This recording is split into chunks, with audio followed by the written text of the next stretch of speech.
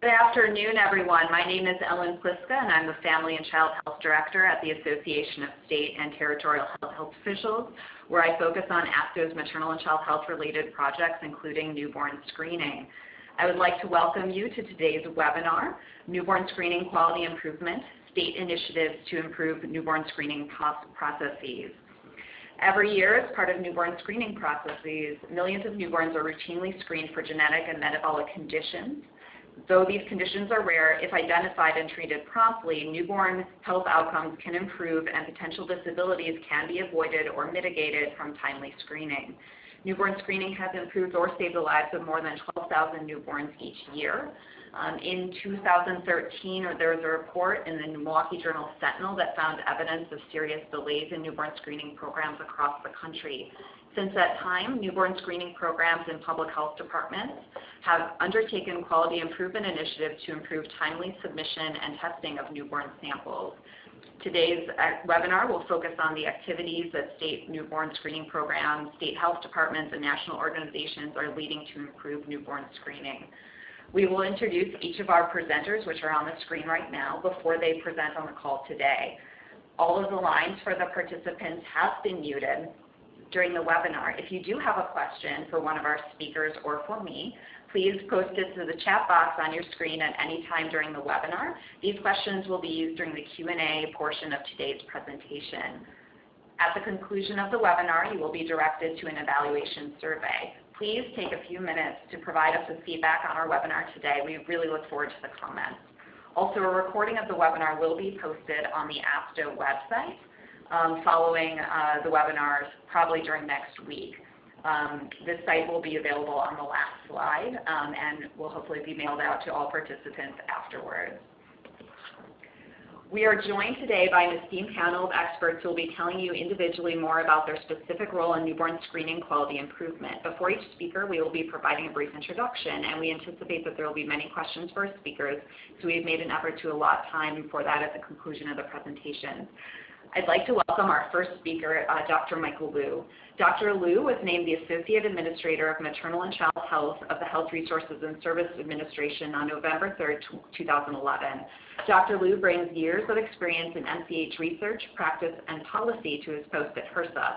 Prior to his appointment, Dr. Liu chaired the Secretary's Advisory Committee on Infant Mortality and has served on 2 Institute of Medicine committees, including the Committee on Understanding Premature Birth and Assuring Healthy Outcomes and the Committee to Re-examine IOM's Pregnancy Weight Guidelines, and also the Centers for Disease Control and Prevention Select Panel on Preconception Care. Dr. Liu joined HRSA from the University of California, Los Angeles School of Medicine and Public Health, where he was Associate Professor of Obstetrics, Gynecology, and Public Health. We are happy to have Dr. Liu with us today to learn about MCHB's priorities around newborn screening quality improvement. So with that, Dr. Liu, I turn it over to you. Great. Thank you, Ellen. I want to thank ASTHO for the opportunity to participate in today's webinar on this very important issue. Hi, everyone. As you all know, every year in the United States, over 4 million babies are screened for certain heritable disorders and medical conditions. Newborn screening saves or improves the lives of more than 12,000 babies in the U.S. each year.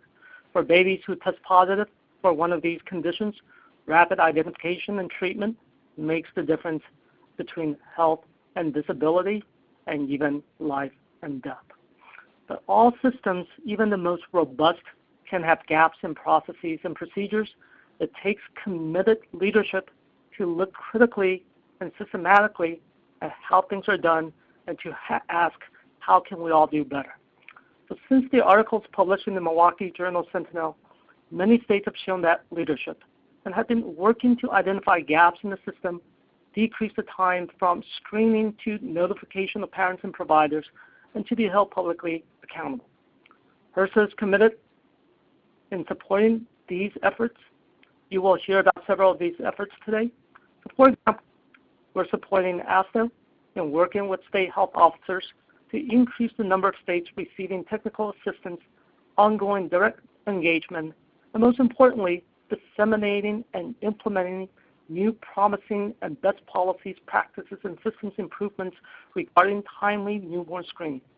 Arizona and Wisconsin were one of the first states to implement quality improvement projects, and you will hear about their work today. We're also supporting the Association of Public Health Laboratories, which just launched a collaborative improvement and innovation network, or COIN, to improve the timeliness in newborn screening. Over the next 15 months, teams representing the newborn screening laboratory, newborn screening programs, and hospitals in 8 states will be working together on quality improvement projects. Findings from these states will be shared broadly with the newborn screening community. We commend the newborn screening leadership in Arizona, California, Colorado, Wyoming, Iowa, New Hampshire, Tennessee, and Texas. And also in 2015, we plan on expanding these efforts with a major investment to improve the quality and timeliness of state newborn screening systems. So stay tuned for that funding announcement. In addition to these activities, HRSA supports the Secretary's Advisory Committee on Heritable Disorders in Newborns and Children, which has been re-examining critical newborn screening times. The recommendations under considerations are presumptive positive results for time-critical conditions should immediately be communicated to the child healthcare providers and no later than 5 days of life.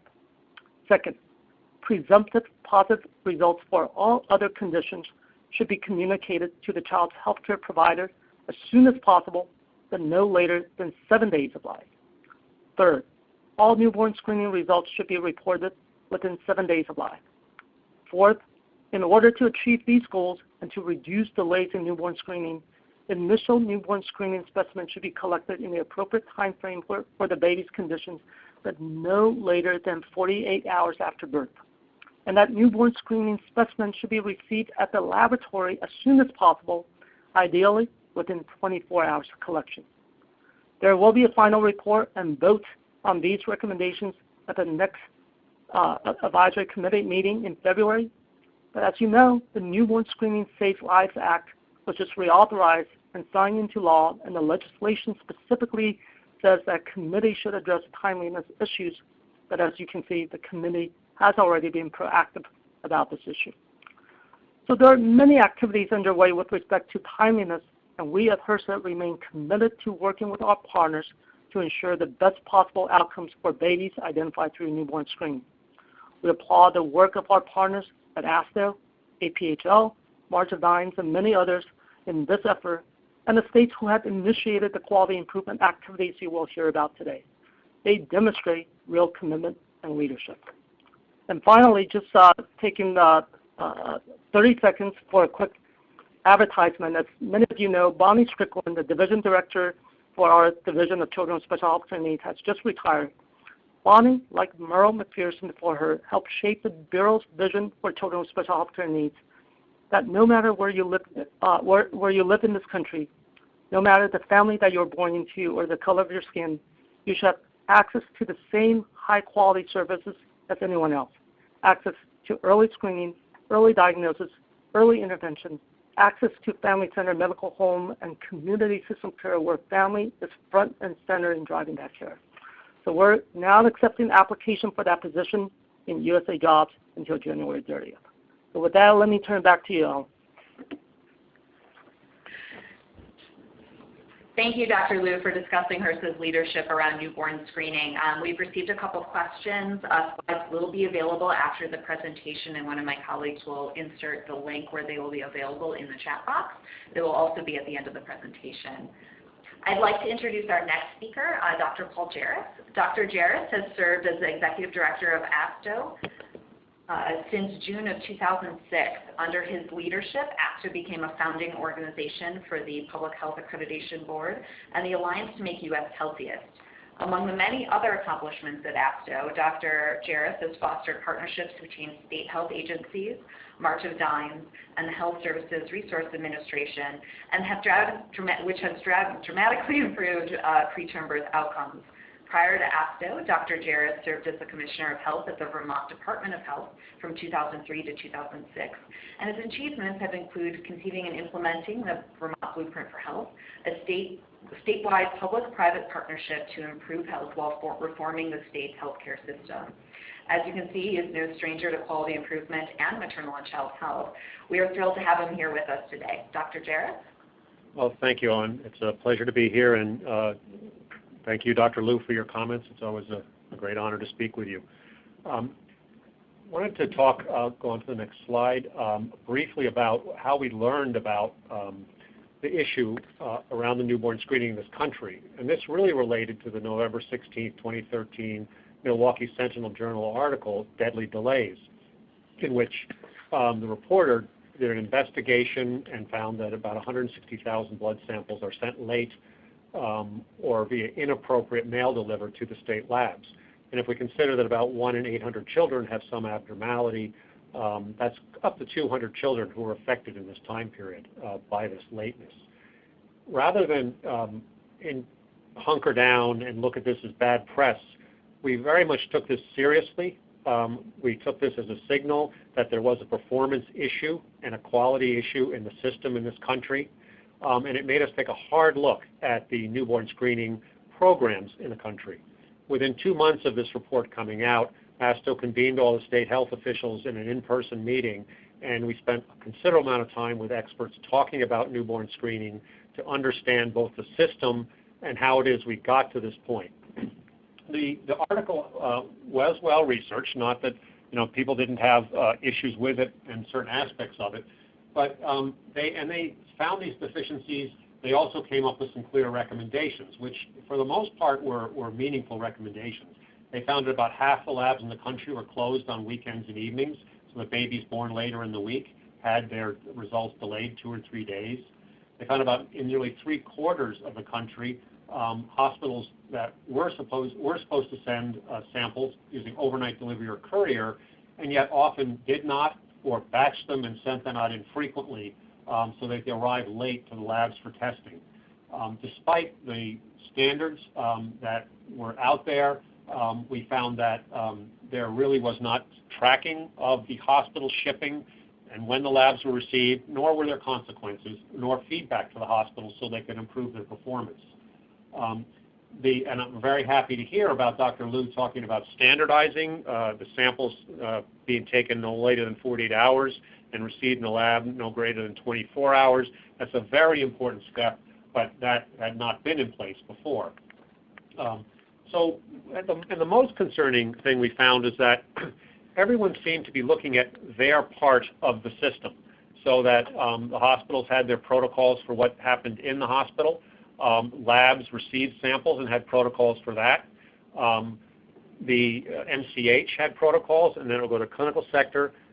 But no one was stepping back to say from birth of the baby through treatment of the baby when necessary, how is that system performing? And who is going to take responsibility? And it was clearly the opinion of state health officials that state health agencies had the responsibility of the public to oversee the entire system. It was also clear that there was data in the system. We knew when we received a sample in a lab, we knew when the baby was born, we knew when the sample was drawn, we knew when it arrived at the laboratory, and we knew when it was tested and the disposition was called out to MCH and the pediatrician and family. But we weren't routinely collecting that data and looking at it, and therefore we didn't uncover what this reporter had covered, the deficiencies, so that we could both educate and improve the systems, resulting in timely results. So this resulted in lots of looks. The ASTHO, along with Dr. Liu and MCHB, the March of Dimes, the Association of Public Health Laboratories, and AMCHIP got together to form a national steering committee, and then we, following that, to look at this issue at a national level. And then following our meeting, the state health officials went out, worked with their laboratorians, their MCH directors, pulled in the hospitals, and started really mapping this process out, looking at their data and finding where the issues were. Clearly there were issues operationally within some hospitals about how the sample was collected, how it was sent down to the lab, and then how it was shipped. There were issues with transportation, particularly in rural areas, where transportation may not have been done on a daily basis, or again, the hospital may have batched it and collected several days and sent them at once. So things were put in place to make sure that samples could be shipped on a daily basis. Then there were also issues with laboratories being closed, as the report sometimes found for a long weekend or a holiday period, or even if there were a snowstorm and the lab was closed down, mechanisms had to be put into place to increase the hours of laboratories so these tests were done on a more routine basis. And then also there was the handoff to be managed by MCH and the pediatricians and the family. And now there have been quality steps put in place all along those places, and also rapid cycle change introduced to improve these systems. In a moment you'll hear from some of the remarkable, among many, results that we've gotten in the states. So just to reinforce the fact that when this came out, we did not retrench and hunker down to say this is bad press, we're being attacked. We embrace this as a real opportunity to improve. In public health now, it's clear that health agencies will become accredited. Accreditation is a means of introducing performance management and quality improvement in terms of measuring ourselves against standards like Dr. Liu was talking about, and then achieving those standards. Because we clearly know having a standard isn't enough unless we make sure that our programs and processes hit those standards and that we have ways to continually track and improve those standards so that we can even exceed them when necessary. So at our annual meeting this past September, our president, Dr. Terry Klein from Oklahoma, gave the Presidential Meritorious Award to Ellen Gable, the reporter who developed this series of news and did this investigation. So we wanted to thank her for, we believe, helping us collectively save babies' lives that otherwise may have been put at risk. So with that, just some contact and resources we have. You can look online here.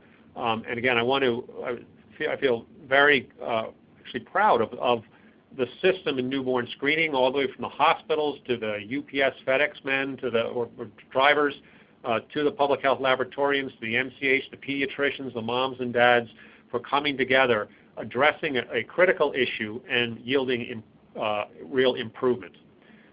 One issue, and if any of you saw the editorial about 2 weeks ago in USA Today on newborn screening, there still is a considerable push from the press toward transparency.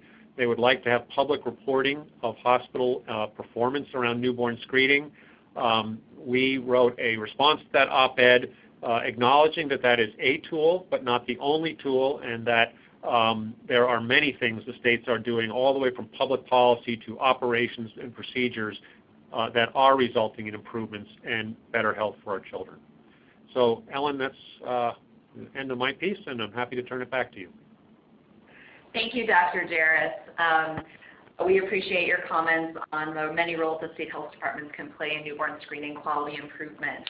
With that, I would like to introduce our next speakers, both from Arizona, Director Will Humble and Celia Nabor. Director Humble has been a public health professional for the last 30 years. He started his career as a sanitarian in 1985 and has been with the Arizona Department of Health Services since 1992. He has held several public health management positions at the Arizona Department of Health Services, including Bureau Chief for Epidemiology and Disease Control, Assistant Director for Public Health Preparedness, and Deputy Director of Public Health. He has been the Director of APHL since 2009. Celia Nabor currently serves as the Chief of the Office of Vital Records and the Project Manager for the Office of Newborn Screening Transit Time Project at the Arizona Department of Health Services. Prior to joining APHS, Celia served at the local level for the Greenlee County Health Department and the Pinal County Health District. She has worked in various public health leadership roles with concentrations in public health policy management, project management, maternal and child health, nutrition, program compliance, and regulatory auditing. We are thrilled to have both Will and Celia with us today. I will turn it over to you. Thanks, everybody. So this is going to be a tag team with me and Celia. Thanks for the introduction. Paul, you kind of nailed it, so I don't know why we're even doing this presentation. You actually do the work, Lou. Well, so go ahead. So, yeah, that was a great summary, and we'll just tell a quick story of about what we did. We started off when Ellen published that article in the Milwaukee Sentinel it was in November, we were about, if we weren't the worst state in terms of transit times of the blood spots, we were close. And now, if we're not the best, we're close. So this is a story of how we got there. We're going to go over some quick facts about Arizona. This is a picture of us. In the interest of time, we'll just skip this. You can look at it if you want to. We have about 86,000 births. And our midwives are in that too. They do about 2% of our births, and we test them as well. So this is just a slide that shows we were about the worst, and we turned it around in about 6 months.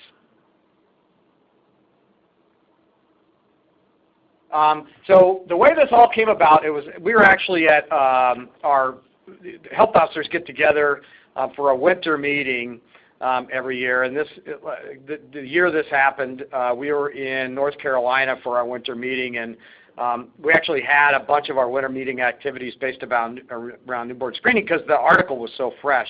And I can remember the moment that I set our goal for improving our performance. I was actually in the airport in, I don't know if it was Charlotte or what it was, but some North Carolina town, and I was talking to Ellen Gabler about what our goal was, and I said, well, we're going to get, it was a SMART objective, right? We wanted to get 95% of all of our samples to our laboratory within 3 days by July 1st of that year. So it was a really aggressive goal, and I think I made some of my team nervous when I told them what the goal was, and some of them thought we couldn't do it.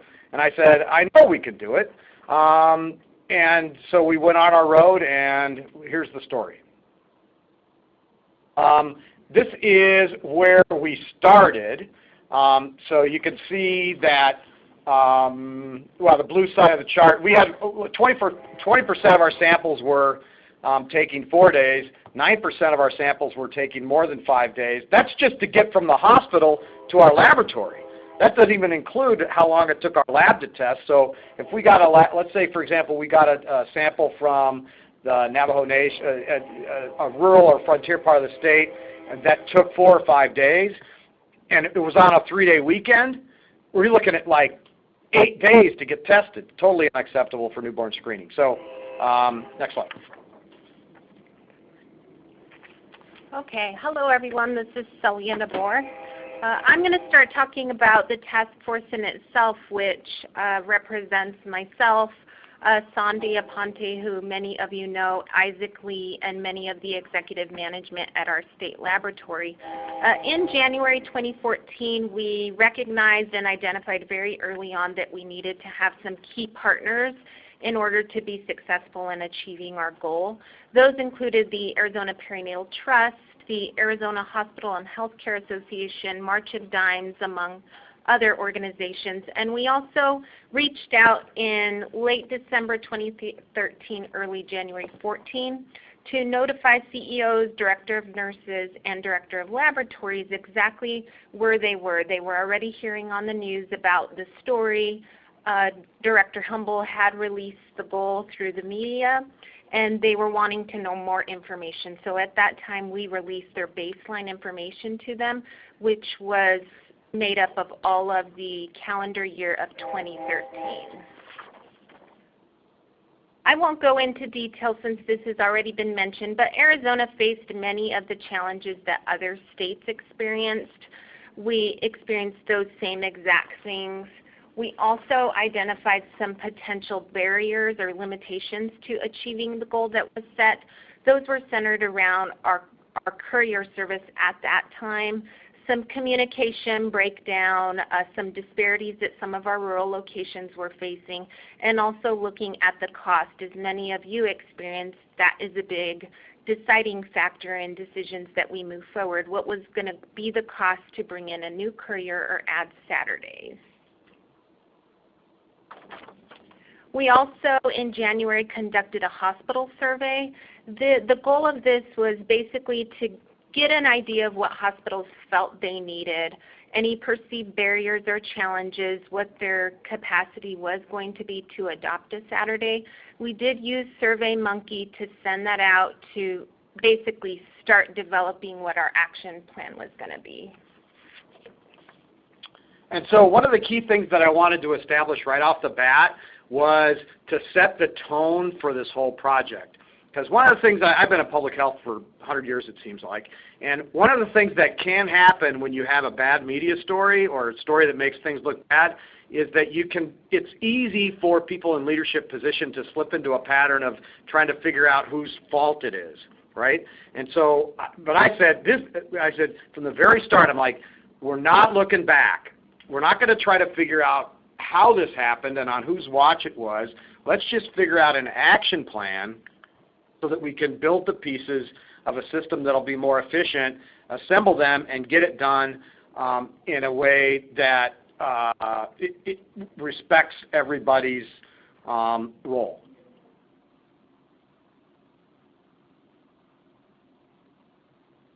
In January and February, we started the actual execution of the plan. We had identified individuals that were going to serve as our partners so that we created this positive energy, all trying to accomplish the same goal. We conducted educational webinars where our subject matter expert, Sanjay Aponte, basically did a 101 version of newborn screening, gave them the basic responsibilities for Arizona Revised Statute, technique, process, the 101 version of newborn screening in Arizona. Along with that, we provided the hospitals information about preliminary goals for achieving the statewide goal, some initiatives, and we talked to them about the transparency of the website.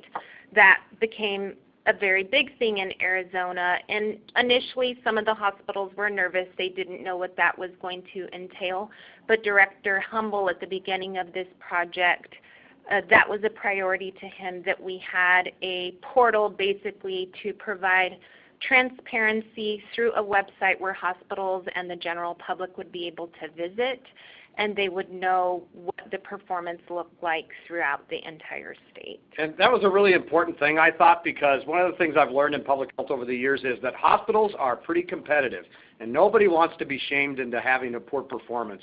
And so there's nothing quite like transparency to improve the performance of the system when you can see your competitors and your peers and you can measure each other against yourselves. And so I did catch a fair amount of grief from the Hospital Association about that, and I just stuck to it and I said, we're doing this, and you don't have to worry if you just do your best. But we did do one thing to accommodate them, is that we put our hospitals into different categories. In other words, the big, giant urban hospitals we put into one category, and we have a bunch of rural hospitals that might only have a handful of births a week, and we separated them into a different level. So that's what you see on your screen here, is that this is level 2 hospitals. We just put peers in like groups so that we're not comparing a big urban teaching hospital to a frontier hospital, with 5 beds. This just shows you how we did over time at, in this case, Banner Casa Grande. It's one of our hospitals. The chart on the left is the mean number of days by month. In other words, as you can see over time, the performance was getting better in terms of the transit time by day. And on the right, you can see the font is really small. Celia, you better tell me what that says. The graph on the right, in baseline, Banner Casa Grande started out with 20% of their initial blood spot screens arriving to the state lab within the 3 days.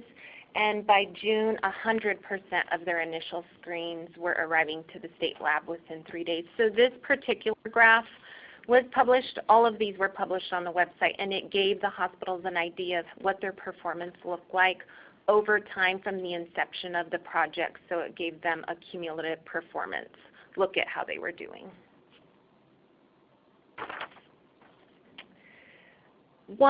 Another key factor for our success was the implementation and the adoption of a non-traditional provider for courier service. When we were evaluating our potential services, we found an organization or a company that was a legal courier provider, and we partnered with them, and they are now our statewide courier service. We did transition to the new courier service in April of 2014. This particular courier does provide us Monday through Saturday pickup and delivery service. At this point, 70% of the deliveries arrive to us same day, where previously our model was a next business day model. Now we have 70% of those arriving to us on the same day. So that was a significant accomplishment for Arizona. We also have our laboratory receiving section open 6 days a week. This courier also, they only observe 5 holidays, but with those holidays they work the business day before and they work the business day after. So when we evaluated the months when we had a holiday, we saw minimal impact, which was because they work the day before and the day after. Throughout the project, we also evaluated the data throughout to make sure that it was of the highest integrity. Sandia Ponte did look at the data. She looked for any unusual things that were happening, any unexpected things that weren't in line with the predictions. And when we identified something, we would drill down to the cause and try to figure out why some of those things were happening. Our ongoing follow-up both was adopted during the project and post-project. At this point, we're not only publishing the information on the website, but we're providing them what we refer to as outlier reports. We give them to the hospitals monthly. Those are in a friendly format. It includes, the big key thing is that it includes the medical record number so that the hospitals can take those reports and troubleshoot their systems and figure out why particular samples arrived here after the 3 days of collection. We're also, anything that is outside of 4 days of arriving here, we have an individual that's conducting a new QA initiative. She physically pulls all the blood stock cards, reviews them, and compares them to the data that has been entered into our neometric system to make sure that we are consistently entering that information on our end error-free, so that we're not publishing information about hospitals that is not completely accurate. Another follow-up item is we continue to evaluate what kind of impact holidays have on the data and transit time as a whole. And we communicate heavily to our hospitals around holidays, letting them know what they can expect from our courier service so that we don't have any samples that face any undue delays. Okay, so this slide just shows you, in short, we did it. We got the 99% of samples collected at hospitals were at our state laboratory within 3 days. So, and we're still there, and we check it every month, and I don't think we've slipped at all. Okay, some of our lessons learned from the project. We originally wanted to feature hospitals on our website for best practices or big improvements or different things that they implemented that helped them to be successful. We later learned, and through Yvonne, who you're going to hear from later, that we should have contacted them on the phone to gather the facts about their story. We asked them to write the story, so if we do this again, we would be contacting them on the phone to gather the information, and then we would write the highlight piece on their behalf. Also, an unintended consequence, which ended up being a positive thing, was that our laboratorians were used to receiving only 1 shipment of specimens a day. Now with the new courier service, we receive 4 shipments a day, so now they can stagger their work throughout the day. So they did have to change their process flow, but it ended up being a positive change for them. We also worked with hospitals to identify 1 single consistent spot so that the couriers didn't have any delays, that they knew exactly where they needed to go in the hospitals. We acknowledged that Arizona had disparities, and we worked to eliminate them. We have 1 specific hospital in Arizona that is located in our northern border that a few years, or within the past year and a half, the highway to that location collapsed. So there was a disparity geographically for that location, and now we have resolved all of those issues and have them on our new courier service 6 days out of the week. Keep the hospitals excited. We recognize them throughout the whole entire project, even small accomplishments, small successes. We sent them certificates to recognize them. We highlighted them on the website. We also needed to remind ourselves internally after the project, after we met our goal, that this is now the new way of business in Arizona. This was not only a goal for the sake of the project, but it's the new expectation and how we will move forward with the program. So we need to keep it as a priority with ourselves. Also involve, if you decide to start a project, keep your business and finance team involved. And then again, know who your champions are. We had many champions in Arizona, including our Director Humble. We had many individuals that would help us find resources. And so that's an important thing to know, is who is able and willing to advocate for you. For the sake of time, you have these slides here for your reference, but I'm going to move to the accomplishments. So like I said, we did it. We're at 99% within 3 days. Our website is transparent. It's a model, I think, for the whole country. It's real time. And it keeps us on track, too. So it's not just about keeping the hospitals on track. It's a way for us to continually make sure that the performance of the system is working properly.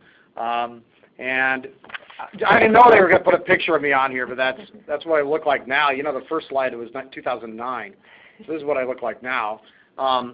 This was the March of Dimes, who had a newborn screening award that they gave out in September of 2014 to recognize, I'm up there on the podium, but it's really recognizing our whole team who really stepped it up and drastically improved our performance. Okay, so that is a little bit about our project. Now we want to share a little bit of information about where Arizona is as far as our cutoffs go. This is the work of Dr. Kostas Patritis, and he presented his information at the Newborn Screening and Genetic Testing Symposium last October. He is working with the lab as a whole to establish a new way of calculating cutoffs. The algorithm used to calculate the cutoffs, he is taking into account the abnormal values from tens of thousands of babies affected with the metabolic disorders around the world. So he is working with the Arizona team to come up with a new way that we can improve cutoffs so that we're decreasing the number of false positives, which with decreased resources and individuals, this is a key thing, is that we're being mindful of our resources while at the same time being conscious and not decreasing our risk from missing any babies with metabolic disorders. And from my perspective, it wasn't so much our resources, it's that I just don't want to unnecessarily freak out parents. You tell them that their kid has a terrible disorder that might be lifelong, and you've made a cutoff error. So it's just really important that we catch every kid, but don't unnecessarily freak out parents because of a false positive. And we're working now with our stakeholders. We're adding CCHD, which is where you're reporting basically oxygen sat levels with the newborn screening data, so that we can pass that along through pediatricians. We have a fair number. 5% of Arizonans are Native American, so we have a fair number of folks that are from the Athabascan genetic group, which has a much higher incidence of a SCID, which is it's an immune deficiency disorder. So we're looking to add that to our testing panel. We need some statutory authority from the legislature to increase our fees to do that. So we're in the process in our legislative session of doing that. We have had groups who would like us to add the CRAB-A disorder to our panel. We have a newborn screening advisory committee that looked into the data. They provided me with a recommendation to not add Krabbe to the screening panel. I haven't made my final decision yet.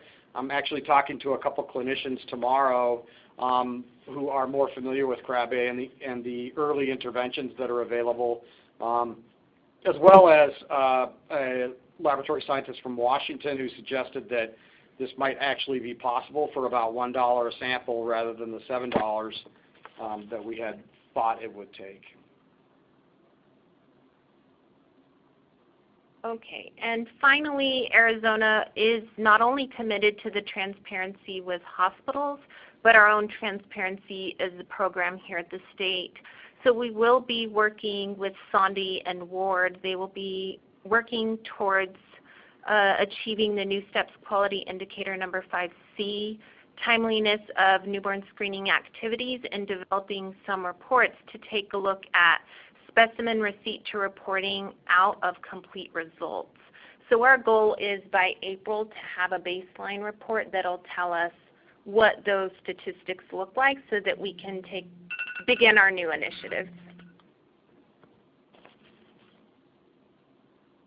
And I just threw this slide in because it's a mantra that I use around our health department. It's from the American Management Association, and it says, you can read it, "You get what you inspect, not what you expect." It's really important to measure what we do, because that's how we can shed light on where we can improve our performance. And this project, I think, really reinforces that important public health concept of measuring what we do. All right. Thank you. We'll turn it back to you, Ellen. Thank you so much, and we appreciate you sharing the great work that you're doing and the successes of the Arizona Department of Health Services goal to improve the timeliness of newborn screening samples. Thank you. I want to now welcome our next speaker, Administrator Karen McEwen. Administrator McEwen was appointed the Administrator of the Wisconsin Division of Public Health in January of 2012. In this role, she oversees the direction and operations of 7 bureaus and offices. High priorities include strengthening partner collaboration and emergency preparedness, reducing infant mortality, and improving data exchange to enhance health. Administrator McEwen and the DPH collaborate with other divisions within the Department of Health Services to pursue statewide improvement in access to quality care, mental health services, and dementia care. Administrator McEwen holds a BSN from the University of Texas in Tyler and an MSN in Nursing Management, Policy, and Leadership from Yale University. We are pleased to have her here with us today, and I will turn it over to you. Thank you. Hello, everybody. I'm delighted to have this opportunity to share some of what we've been doing in Wisconsin to measure and improve the quality of our newborn screening work.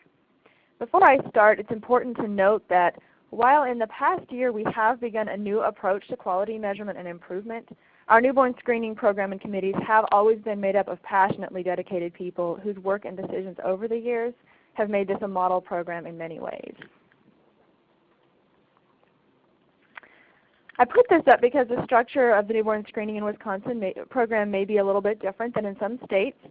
In many states, the lab may be part of the health department, but in Wisconsin, the health department and the state lab of hygiene are separate entities, and the state lab is housed within the university. Our newborn screening staff have always worked well together, but we all agree that our focus on quality over the past year has really enhanced our working relationships. As you see on this slide, the work of our newborn screening program is informed by a strong advisory committee structure. We have subcommittees for each category of disorder, as well as one for education. These subcommittees feed up to an umbrella committee, which reviews their reports and makes recommendations to the department on issues related to newborn screening. Just last year, we added a new advisory committee whose primary role is to recommend addition or deletion of conditions for the state panel. And creating this new committee allowed us to modify the charge to the original umbrella committee and really highlight the important role they play in quality. And you can see from this slide that the broad membership of the umbrella committee is really critical. This structure has ensured willing and interested partners to help tackle some of the more challenging quality issues. So having partners such as the Hospital Association and the March of Dimes already at the table, already engaged on newborn screening, made some of the conversations a lot easier.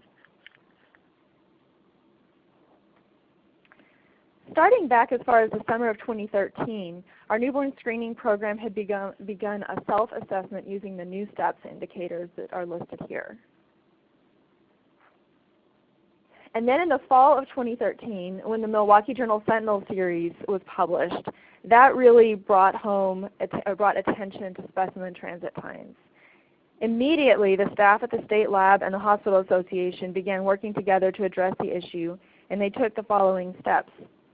The state lab now sends monthly report cards to the hospitals, to each birthing hospital, including information on, was a specimen drawn at the correct time?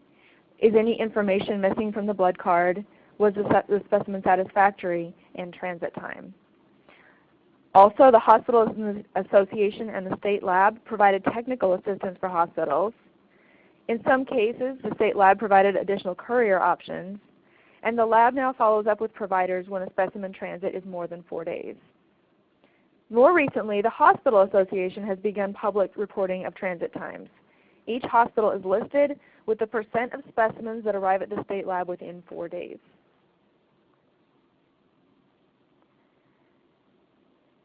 These graphs show transit time in 2013 and 2014. So the top one is 2013, the bottom 2014. And I want to point out that because of the significant improvement, the scale is actually different between the 2 years. In 2013, the percent that arrived within the state lab dropped at one point as low as 93%. So 93% of specimens were arriving within 4 days, but the other 7% were taking longer than that. Already by December 2013, which was 1 month after the Milwaukee Journal Sentinel articles, the percentage was for the first time over 99%. And in 2014, it's never dropped below 99% of specimens arriving at the state lab within 4 days. And you can also see that the percentage arriving within 3 days has improved pretty dramatically as well, ranging in the 80% in 2013, and now not dropping during 2014 below 95% of specimens. And so both of those metrics have really improved with the work that the hospitals, the Hospital Association, and the state lab have put in on that.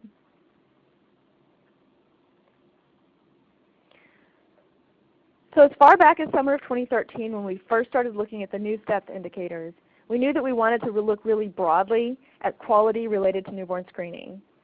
Although the Milwaukee Journal Sentinel series called attention to one metric, we didn't want to forget the bigger picture. And thanks to the quick work of the state lab and hospitals in improving our transit numbers, we were able to continue the bigger picture work.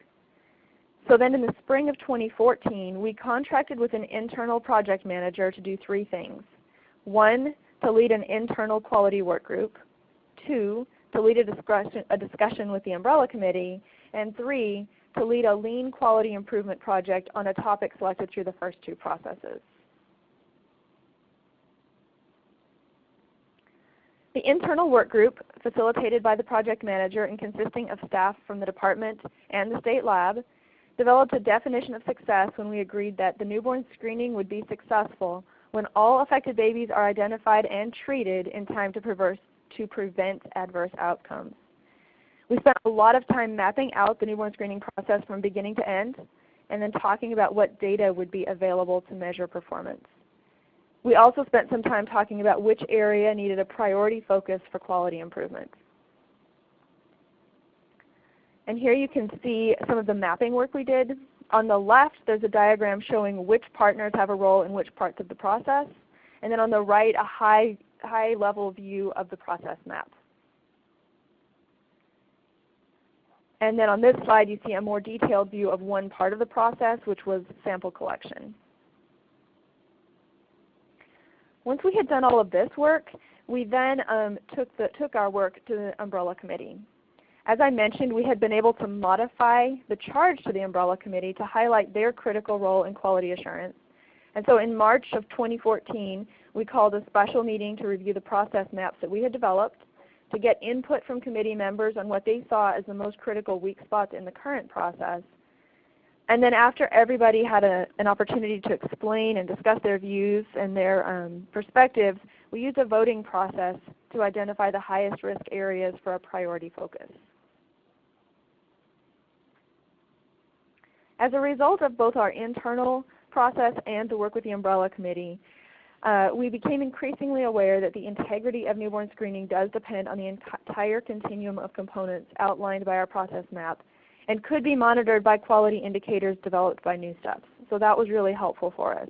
And we picked two really important first action items. One, we wanted to reduce unsatisfactory specimen submissions. And second, we wanted to be able to reconcile every birth to the newborn screening process. We felt that this was especially critical because we had no way of knowing how many babies might be falling through the cracks if we never saw their specimens. Starting with the unsatisfactory specimen process, as you see from the graph here, we consistently have about 2% of specimens that are unsatisfactory. This is a concern because by the time the specimen arrives at the lab, the baby may have been discharged from the hospital, and it can be difficult and sometimes impossible to get them back in for testing. Even in the best case scenario, an unsatisfactory specimen can lead to a delay.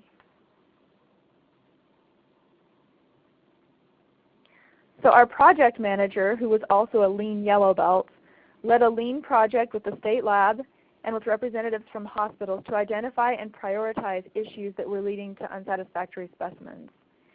They identified priority issues as those that would have a big impact and occur frequently. The next step was to develop proposed solutions, and based on this work, the state lab has now obtained grant funds to develop a training webinar for healthcare workers who collect specimens. And the lab is also planning to develop a poster showing examples of unsatisfactory specimens. We will continue to track this metric as well. The process of reconciling all births to the newborn screening process has proven challenging, but here again collaboration has been essential. Here's where we're headed. The state lab has modified the blood card so that beginning this spring, providers can indicate that parents have declined newborn screening, and the new expectation will be that the card will now be sent in on all infants, even if the parents have declined screening. The lab will enter the information in a tracking database, which is already linked daily with information from birth records. Although there will still be some delay, this will provide much earlier information on any babies that may have been inadvertently missed. And we will continue to look for better ways to make this even more real time.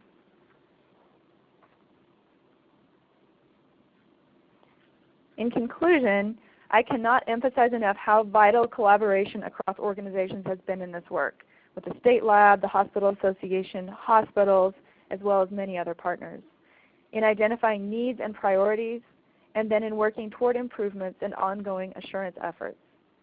And again, we feel that our working relationships have only been strengthened through this process. We know that there will always be opportunities to improve, and as a next step, we are considering requesting a NewSTEPs site visit to help us evaluate where we are and what we might be missing. And so, having emphasized the importance of collaboration, I would be remiss if I did not recognize the vital contributions of the individuals and groups listed on this slide, without whose dedication and persistence we wouldn't be where we are today. So thank you, and Ellen, I'll turn it back to you. Thank you, Administrator McKeon, for sharing the great work that you guys are doing in Wisconsin and all the different quality improvement initiatives that you are doing. I want to welcome our next speaker, Yvonne Keller-Gunther. She is an associate professor at the Colorado School of Public Health and is the evaluator for the NewSTEPs program, which is the Newborn Screening and Technical Assistance and Evaluation Program at the Association of Public Health Labs, or APHL. It's a partnership between APHL and the Colorado School of Public Health. As part of her work for NewSTEPs, she is leading the Collaborative Improvement and Innovation Network, or COIN, on newborn screening timeliness. Outside of NewSTEPs, Yvonne also helps many agencies with quality improvement and creating sustainable interagency collaborations. We are thrilled to have Dr. Keller-Gunther with us today to learn about what APHL's current efforts in newborn screening timeliness are. And so with that, Dr. Keller-Gunther, I will turn it over to you. Great, thank you. So This is just to let everyone know that NewSTEPs is actually a cooperative agreement with HRSA. And again, it is a collaboration between APHL and the Colorado School of Public Health. And I just want to mention that Sika Singh is joining me in case we have questions that I can't field alone. So it truly is a collaborative. Sorry, let me move to the next slide. So this is the vision of NewSTEPs and the mission. The emphasis here is that our role is to really help newborn screening systems be the best that they can be. And so we're very interested in helping them think through quality improvement, helping them with quality improvement initiatives. We have a repository that I'll speak about in a minute. And then we offer a lot of technical and educational resources for the states around all different things. And so we're very excited to take on the Timeliness. HRSA asked us if we would have this coin, and we were very excited to be able to do it. It's one of the many things that we try to offer for states. One of the things that Wisconsin just mentioned that we do is we do state site review visits, and so that's a way to help. It can help with timeliness, but also with other issues. We've made some changes in the way that we approach our site reviews in the last couple years, and so one of those is we're very much trying to adjust the teams to fit the needs of the states. And so what happens is a state has to request a visit from us, and then we have evaluation forms, pre-evaluation forms where you identify kind of what you're looking for, and then we can customize the team that goes out there. And so timeliness is definitely one of those things that we can help with, and we can choose teams that can help provide insight into that process. Once the team is there, they meet with all the different parts. There's a visit or a meeting right at the end where we give some feedback, but then we have this comprehensive report after the visit. And one of the new things that we're doing is we're checking with states that we've actually visited to see if they've made changes on those reports. And we, in the reports, we highlight successes as well as make recommendations. So the other big piece, I think, the other big piece that we do is we have a voluntary data repository, and that repository has three pieces to it. So states will enter state profile information, which we have actually found to be really helpful in timeliness. So I'm going to kind of jump ahead. We have the coin that people have been talking about, where we brought together 8 states. Arizona actually came as a guest to help us so we could learn, but it was such a great energy with them that we've actually invited them to join us. We have 8 states that are talking, and in some of those talks, questions were asked, and one of the questions that got asked is about who has Saturday or weekend delivery, but not just who has a delivery, who's actually running the test, who's reporting out. So where are states really who's doing what? And so we were able to use that state profile data to answer those questions, and then the states within the room that had those different pieces could speak to how they had arrived at that, how it was working for them if they wanted to change what they were doing. And we have state profile data on all the states. We also then have individual case data on babies that are diagnosed, and then we have quality indicator data. And that's probably the other place that the timeliness comes in, is we have a quality indicator 5 that we use that's actually on timeliness. So both Arizona and Wisconsin had talked about this quality indicator data as something that they were kind of looking to, and it is a benchmark, and it is it's fed by those recommendations that we heard Dr. Liu talk about earlier.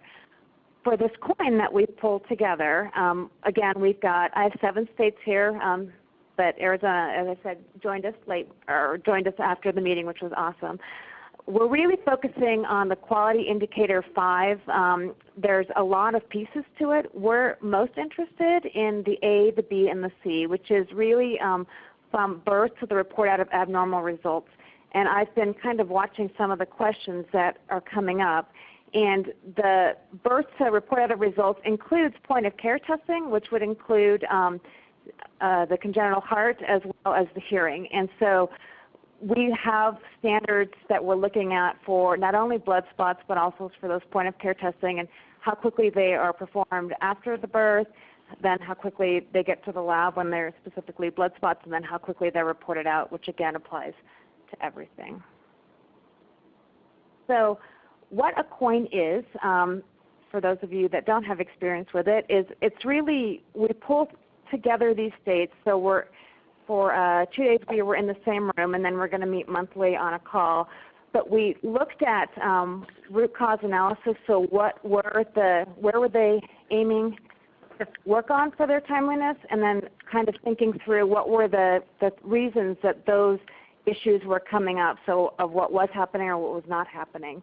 The states were all required to bring their quality indicator data for A, B, and C so we could get a baseline of where they're at, and they were able to kind of look at where they wanted to focus their energies. We spent a lot of time talking through the continuous quality improvement process, and they had time to actually, in their groups, meet and work on their goals, their SMART aims, and then also their action steps. We required that states send teams of 5, and we had one that was a little bigger because it encompasses, but it has to be newborn screening as well as hospitals or the hospital association. And so I think, as you've heard earlier, you really need that partnership across those systems, and so we required that they had those partnerships. And we spent a lot of time not only thinking through what we needed to work on, but also getting to know each other, because we needed to have a safe environment where we could ask questions and admit that maybe not everything was going well. And so some of the groups that came from states, this was their first time they were actually meeting face-to-face. Some of the groups did know each other, but they didn't know the other states. And so we spent a lot of time getting to know each other. There was sharing of ideas and resources, and I'll tell you some of the lessons learned so far, and that came from that open sharing of ideas and resources. The other piece of the continuous quality improvement is states need to be able to track their progress. So this was mentioned earlier that you need to actually not just ask people to do it, you need to actually check in to see if they're doing it. And so we've created some tools to help them track progress, and this is a resource that we could provide to anyone, is these run charts to help them track their progress on their timeliness. In that discussion, in the coming up with the goals and the SMART aims, we started hearing about educational needs of the states. And so what's going to happen next is we're going to start meeting on monthly calls, and on those monthly calls we're going to have check-ins of where people are at. But then we're also going to bring in experts that can help. And so one of the things that we've learned was that a lot of states could produce information and it went back to the hospital, but it wasn't always in a format that the staff at the hospital could easily read, because they've got a lot going on. And so how could we present it graphically or in a way that was very easy for them to kind of see where they were at? So our first expert is going to help us think through that.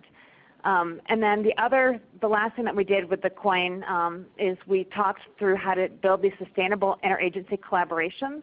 So when you have groups coming together like newborn screening and hospitals, they are rewarded for different things. Their accreditation looks at different things, and kind of understanding what those are. So one of the things that came out in our discussion is the hospitals have CAP inspections. And it's great that they can show that they sent things out on time, but one of the hospitals got dinged because they couldn't show that it was actually received on time, and so that finishing that loop. And so the participants that were there could share how they closed that loop and help this one group think through that. So this next slide is an example of our run charts.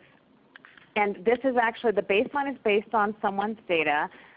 And the goal is based on someone's data, but the data in between is made up because the time hasn't happened yet. But the coin, as you can see, is a 15-month process. And what we're trying to show is you really want the majority of your bar to be green. Actually, it'd be great if all of your bar was green. And so we were trying to show how you can track month to month. This is specifically specimen collection, so this would be quality indicator 5A. And what's really important is that in May, you'll see that the purple at the bottom goes up, which could be an unintended consequence. And so people are collecting within that 24 hours, but they're collecting within the 48 hours, but they're collecting too soon. And so sometimes when you have that transparency, you have to be careful that you don't have people maybe trying to, they're doing things too early or not, waiting long enough. So we were trying to show that with these run charts. States have this based on their data, and then they will continue to enter the data for it. Some of the issues that are going to be tackled by the states in our coin, one of the big ones was how to work with the hospitals. And so it was, how do you actually get buy-in and make this important to them? How do we, as I said earlier, provide meaningful feedback to them so that they understand where they're at in a way that's quick and they don't have to take a lot of time and read a lot of information. A few of our states are very large, and so they have geography issues, and so they're really interested in timeliness is easier sometimes in a smaller state, and so how do they deal with that geography issue? And then one of their big things is thinking through the courier and private versus public. And in our group, we had people that could kind of speak to both, so that's really nice. And then I think, as Arizona pointed out, some of the changes that are just needed in the lab to meet the timeliness goals. So if you're getting in samples more often, how do you make those changes and think through that? We have held 2 meetings as our coin. We had an initial phone meeting to just provide an overview, and then I've just talked to you extensively about our 2-day face-to-face meeting. We'll continue to meet over the next 14 months and work together. So some of the things that came out initially is that, and actually this top one is a lesson that we learned from hearing Arizona present, that some of the hospitals see the blood spot cards as mail and not as specimens, and so understanding that perception and how can we address that perception became important, and that was a big aha for the states that were there. The other one, so the information in newborn screening doesn't always make it down to those who are conducting the newborn screening. So how you're doing the timeliness data is maybe sent to a director, and it doesn't make its way to the floor where the nurses are actually collecting that data. And so do you mail it to all levels? How do you get that information there?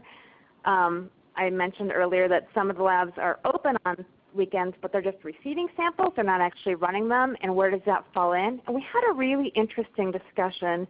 One of the states asked Saturday versus Sunday.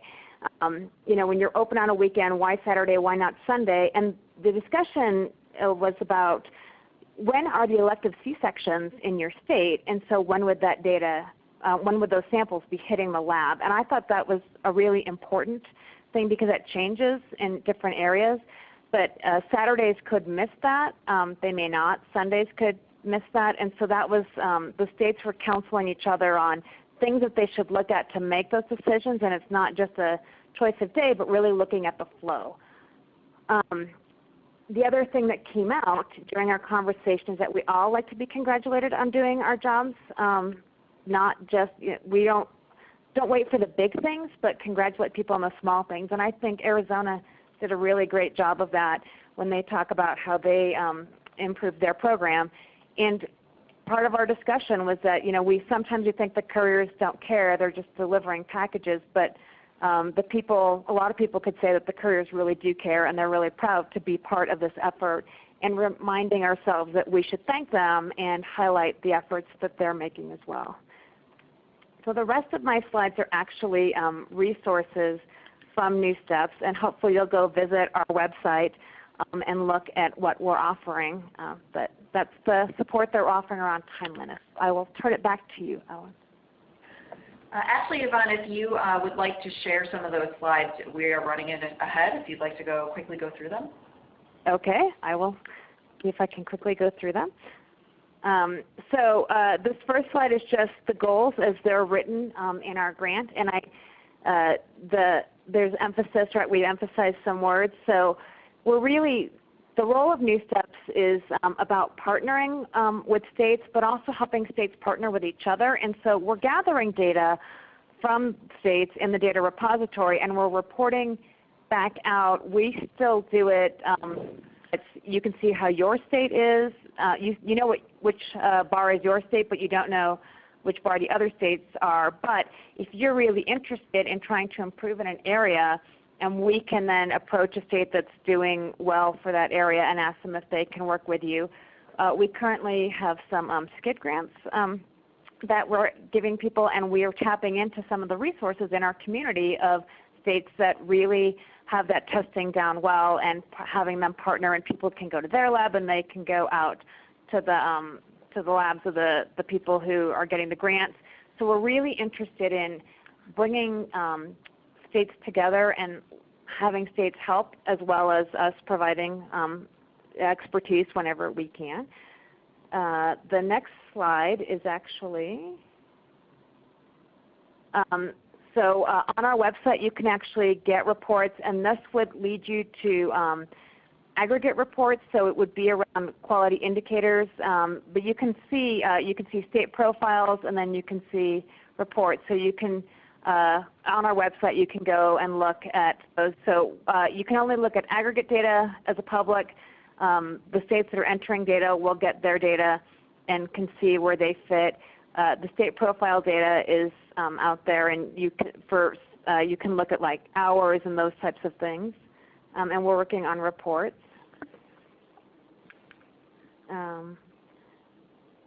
So we've worked on making interactive reports and queries, and we will continue to make interactive reports and queries. We have a listserv, and we look at what questions come up on the listserv to think about what information states are looking for as we look towards new reports and queries. And some of the stuff that I think came up in the 2-day meeting, there were questions that were asked about the quality indicators and around the timing of when people are open, that we will actually make some changes to how we report that information out. So we're constantly trying to listen to what's coming up so that we can make the information meet the needs.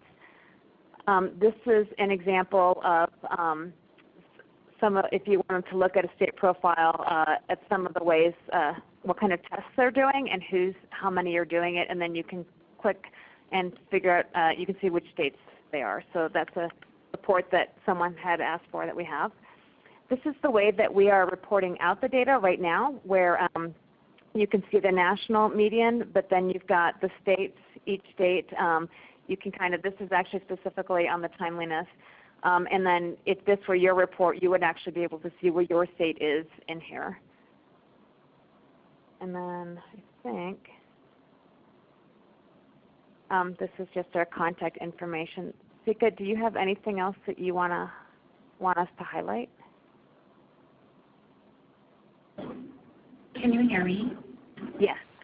I don't have anything that I want to highlight right now, but I do actually want to note one thing on the interactive queries slide that you just showed, talking about how anybody can go online and pull the information from the public state profiles. That screenshot was actually out of date.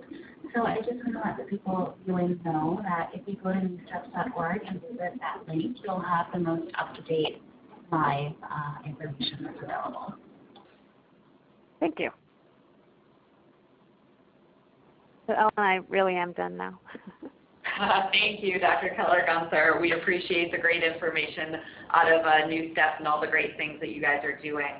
If you would like to ask a question, please type it into the chat box located in your screen. We have received several already, and the first one we're going to do is for the everybody, so Arizona, Wisconsin, and APHL, to discuss what they're seeing from the states that they are working with, and that is how many sites or states are currently testing newborn screening samples on the weekend, and if so, what states or what are some steps that states are doing to ensure that that happens? And I don't know who would like to take that first. So this is Karen in Wisconsin. I can let you know that I did check in with the lab on this. So we receive samples on Saturdays, and we run the urgent testing. So we run the metabolic disorders, the biotinidase deficiencies, the endocrine disorders, and first tier for cystic fibrosis. We don't run the hemoglobinopathies or SCID because those are not as time sensitive. So we receive on Saturdays, and then we run a subset of the tests. Ellen, this is Arizona. Arizona does not run tests on the weekend. We receive on Saturday and start tests first thing early Monday morning. But we do now do 3-day weekends. Like so on a Monday of a 3-day weekend, we're bringing our staff in for those. And this is Yvonne from NewSTEPs. When we looked at our state profile data, we had 32 states who gave us information on whether they were open on Saturdays or not. Of that, 16 were, and all 16 were calling out urgent results. A little over 60% were receiving samples, about 80% were running tests, and about 45% were repeating out-of-range results. But I can't tell you who, because I don't have that data. Great. And I just wanted to add that ASTHO is working on a report based on interviews we've done with 5 states, Arizona and Wisconsin were included, where we talked about successes and challenges in each of those states, and Kentucky was one of those.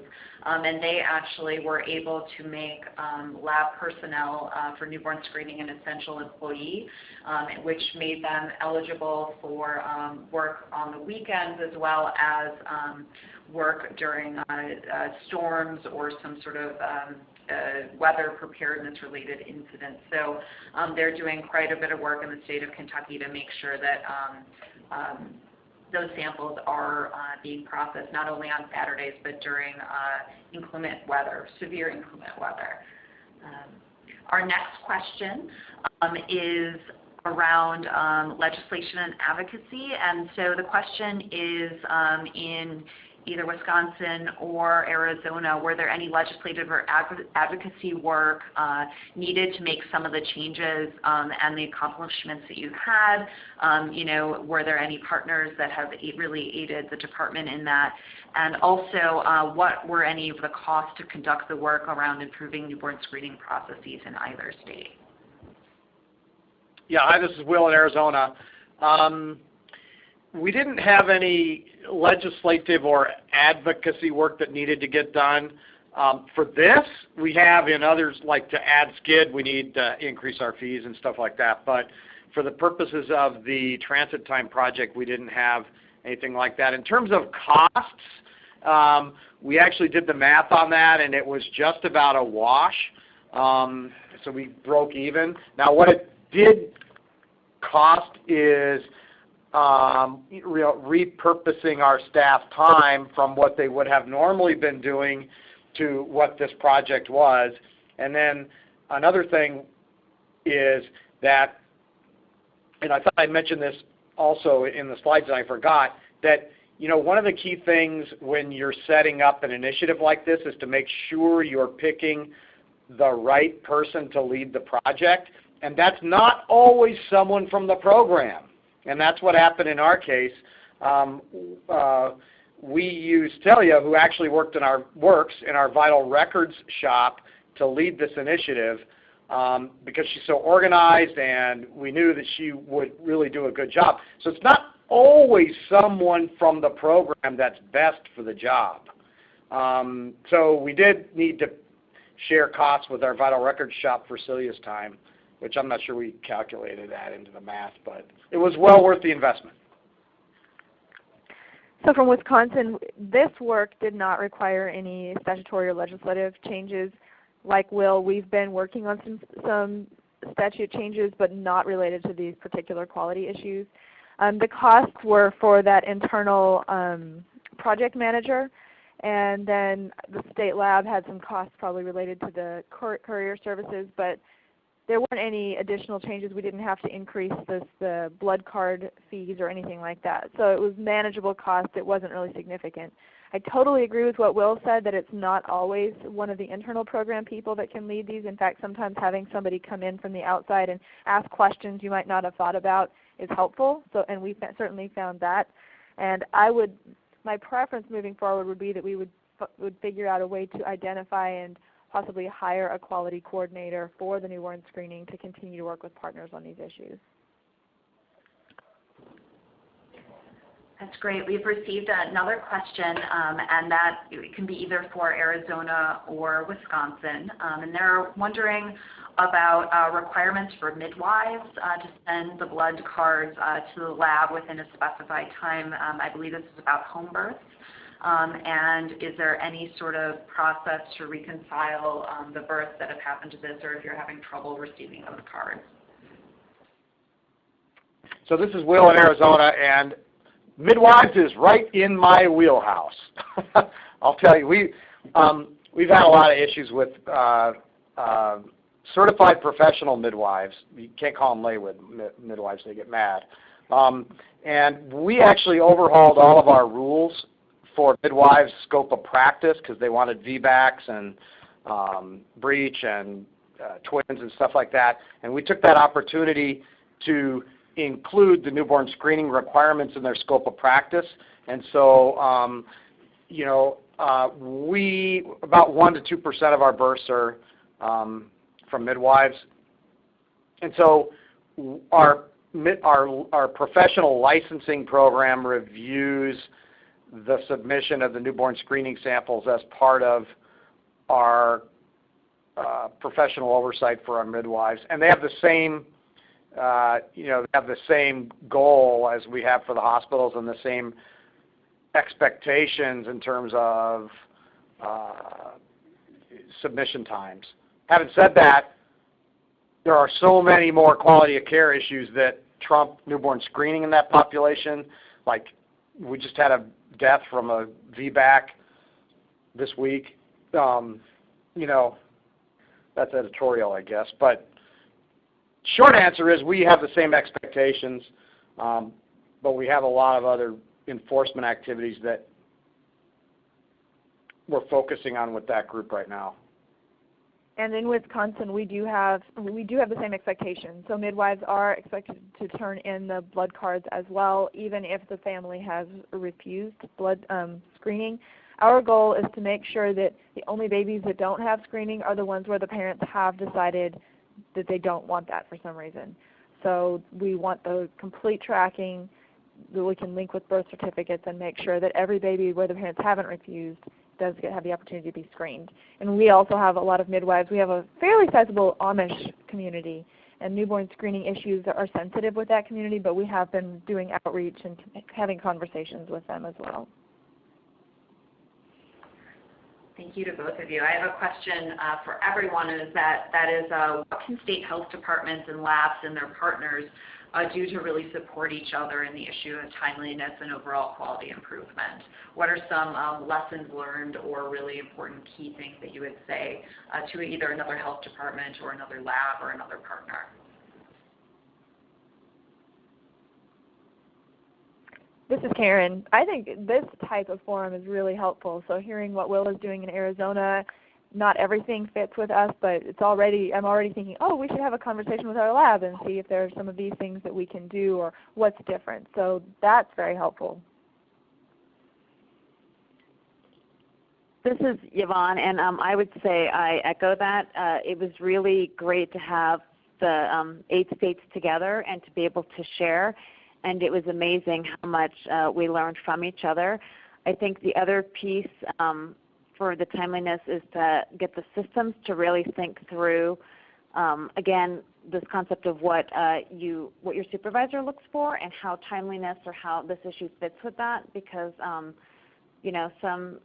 maybe a nurse on the floor doesn't see how this fits with her job, probably not, but maybe. And so trying to figure out what it is that people are looking for and how timeliness fits in to what you're doing versus what I'm doing, and how maybe we approach it differently, just so we can talk to each other.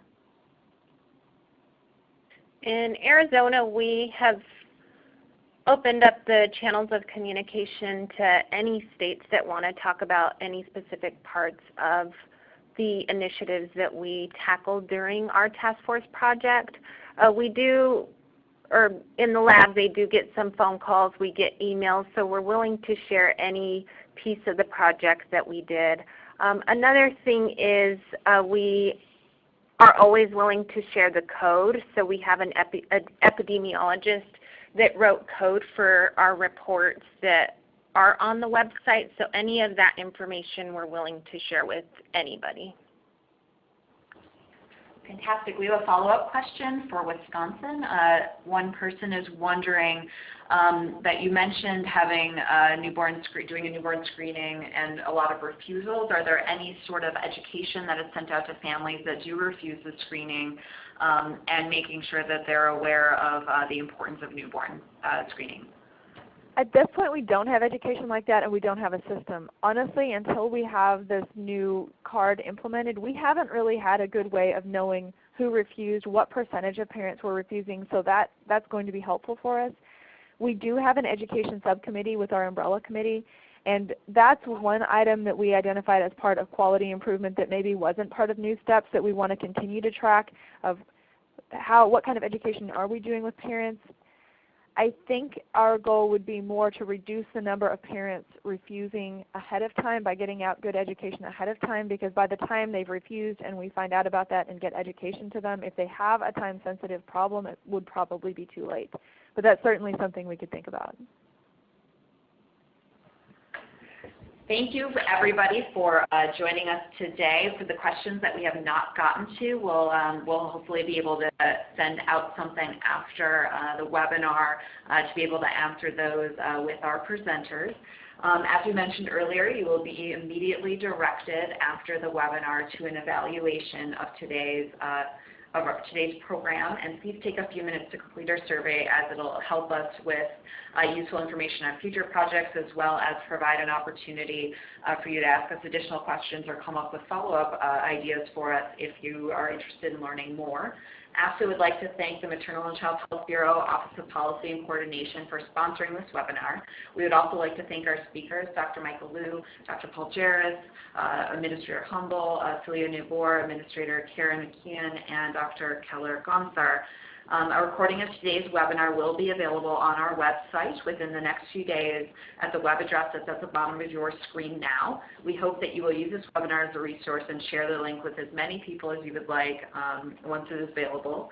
If you have follow-up questions about today's webinar, please contact us at ASTHO. We will be happy to respond or connect you with our speakers.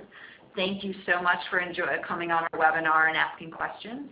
Have a great rest of your day. Thank you. Thank you.